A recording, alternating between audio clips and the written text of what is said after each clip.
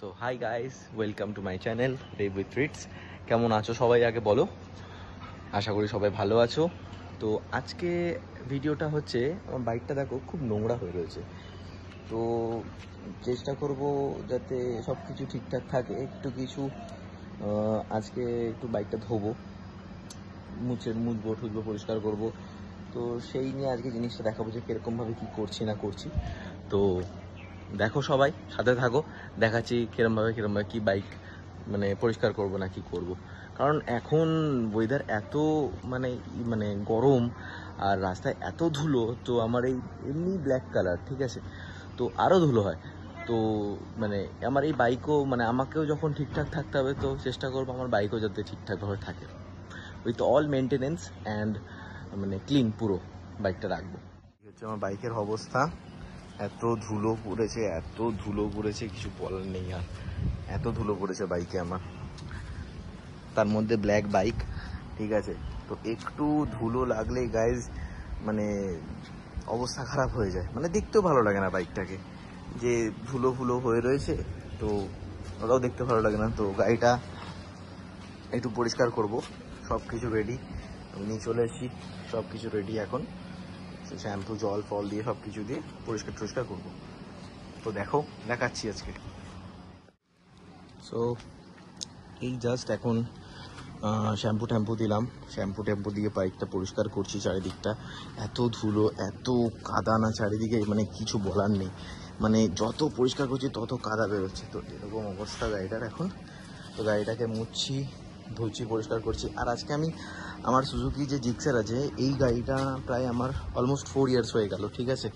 তো গাড়িটা সম্বন্ধে আমি কিছু বলবো, মানে যেমন হচ্ছে তোমার গাড়িটা পারফরমেন্স খুব ভালো, হয়তো খুব বেশি গাড়িটা তোমার না, মানে ওটাকে কী বলে, মানে খুব বেশি হয়তো হাই পিক আপ বাইক না, বাট এত স্মুথ।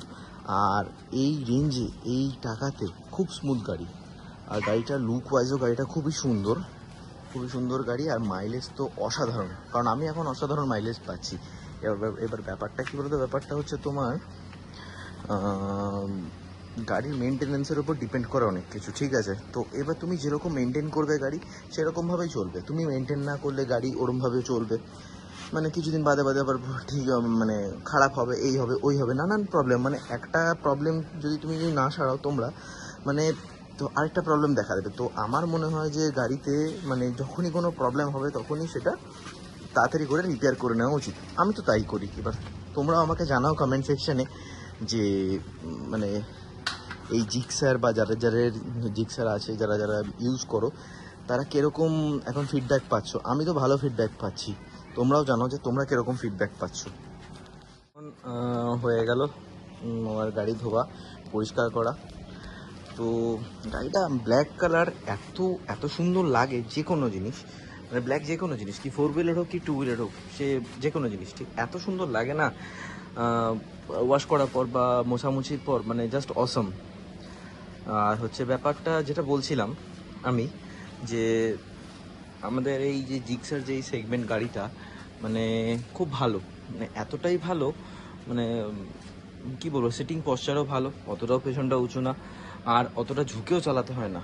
যেটা হচ্ছে ব্যাপার, অনেকে বলে যে ঝুঁকে চালাতে হয়, মানে R15 বা ওরকম সামথিং গাড়িগুলো, যেমন আমাদের একটু মানে প্রবলেম হয়। আর এটা কিন্তু এমন একটা জিনিস না, মানে যেটা আমাকে ঝুঁকে অতটা চালাতে হবে না।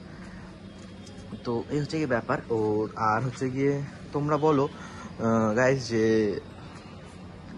একটা গাড়ি মেনটেন করা কতটা দরকার, তাই না? মেনটেনেন্স না থাকলে যে কোনো জিনিস মানে অতটা ভালো থাকে না। তো তোমরা আমাকে নিচে কমেন্ট সেকশনে নিচে লিখে জানাও যে গাড়ির মেনটেনেন্স কতটা দরকার।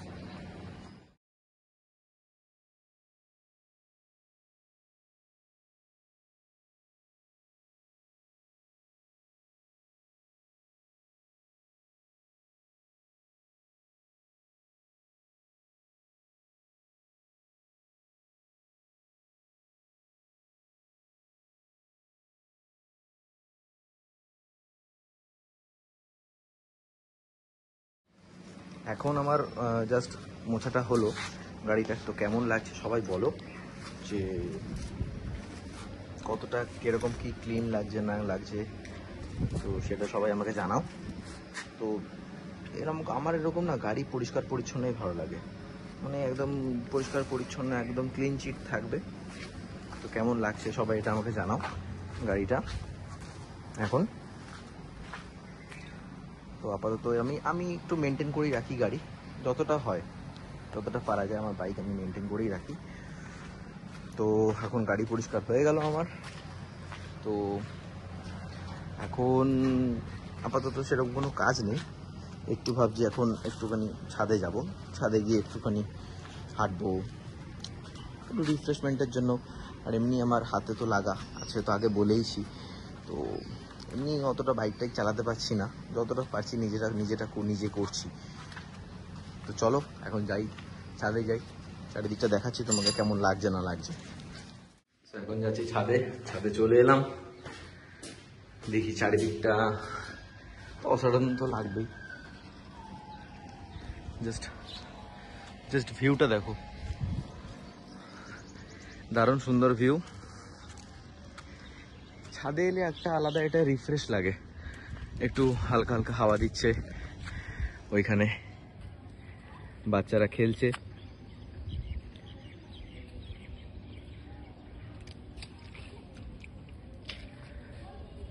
ক্রিকেট খেলছে, বাহ।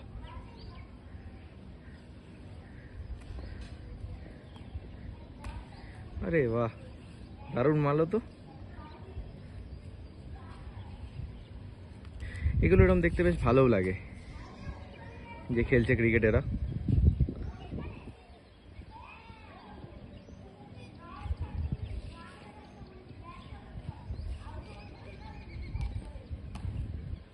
আরে বাহ, দারুণ খেলছে।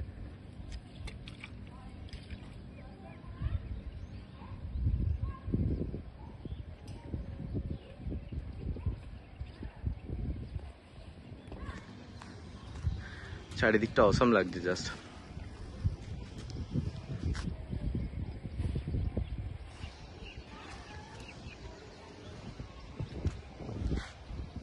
ছাদে আছি, এরকম ভালো লাগে নাকি বাড়িতে থাকতে? মানে খেলা চলছিল, হাতে লেগে গেল, এতদিন রেস্ট, তো ভালো লাগছে না এরকম বাড়িতে থাকতে। মনে হচ্ছে যেন আবার কবে যাব, কবে ম্যাচ খেলতে যাব, বা কবে আমি মাঠে যাব, বা এরকম কিছু। তো মানে কি বলতো, মানে মানুষ কোনো কিছুর সাথে কোনো কিছু একটু রিলেট থাকলে, মানে আমি যেমন স্পোর্টস রিলেটেড, তো আমার এরকম হাতে চোট, বা যারাই ধরো স্পোর্টসম্যান যারাই ধরো আছো, ঠিক আছে, তো তাদের ধরো কোনো ইনজুরি হলো, সেই ইনজুরি থেকে রিকভারি মানে তারা কবে করবে, তাই না? মানে ওইটারই চিন্তা থাকে, আবার কবে নতুন করে আমরা আবার মাঠে ফিরবো, সেই আবারই মানে আমাদের সেই ফুল 100%টা দিতে পারবো। তো কিছু কিছু ক্ষেত্রে কিছু কিছু ইনজুরি এরকম হয়েই থাকে, এগুলো তো পার্ট অফ লাইফ। কোনো কিছুতে মানে এরকম ফুটবল হোক, ক্রিকেট হোক, মানে এনি আদার স্পোর্টস, মানে সেই যেই স্পোর্টসে থাকুক না কেন, ইনজুরি হলে প্লেয়ারদের তো খুবই মানে একটা খারাপ লাগে যে কবে সারবে, কবে আমরা ঠিক হব, আবার কবে এরকমভাবে আমরা আবার মাঠে যাব। তো দেখা যাক, আর তো বেশি দিন না। তো এই ওয়েডনেসডে আবার একটা এক্সরে আছে, তো করি, দেখা যাক। ডক্টর দেখুক, দেখে বলুক যে কবে থেকে আমি ফিট হব বা ফিট হতে পারবো। সামনে অনেক ম্যাচেস আছে, তো দেখা যাক কবে কি হয়।